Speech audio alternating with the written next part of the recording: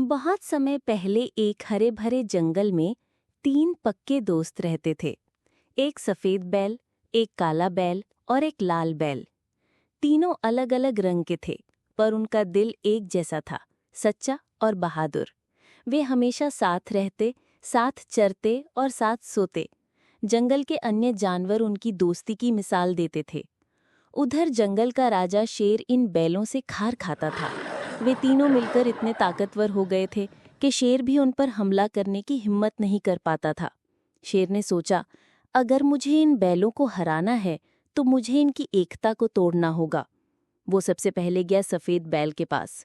बोला, तुम्हारा रंग बहुत सुंदर है, बाकी दोनों बैल तो तुम्हारे रंग को फीका कर देते हैं।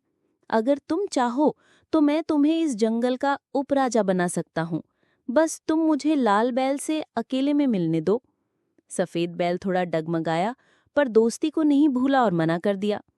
फिर शेर गया लाल बैल के पास और वही चाल चली, लेकिन लाल बैल ने भी उसे भगा दिया। अंत में शेर पहुंचा काले बैल के पास, जो अंदर से थोड़ा स्वार्थी था। शेर ने कहा, अगर तुम चुप रहो और मुझे सफेद बैल को मारने दो तो मैं तुम्हें बख्श दूंगा। काले बैल ने कुछ देर सोचा और फिर चुपचाप मान गया। शेर ने सफेद बैल को अकेले में घेर लिया। बाकी बैलों को जब तक खबर लगी, बहुत देर हो चुकी थी। सफेद बैल बहादुरी से लड़ा, पर अकेला था और मारा गया। कुछ दिन बाद शेर फिर आया और वही चाल लाल बैल पर आजमाई।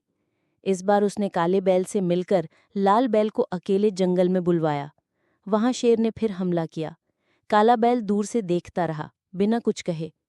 लाल बैल मरते समय चिल्लाया, मैं उस दिन मरा था जिस दिन सफेद बैल मारा गया, और तुमने चुप्पी साध ली। अब जंगल में अकेला बैल बचा, काला बैल।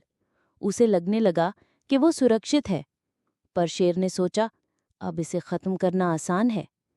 अगले ही दिन शेर ने उस पर हमला किया। काला बैल जितना भी ताकतवर था, अकेले शेर का सामना नहीं कर सका। मरते समय उसने बुझे स्वर में कहा, अगर हमने साथ न छोड़ा होता तो आज हम तीनों जिंदा होते। ये कहानी हमें सिखाती है कि हमें हमेशा एकजुट रहना चाहिए और दूसरों की बातों में नहीं आना चाहिए। जब हम एकजुट होते हैं तो कोई भी हमें हरा नहीं सकता।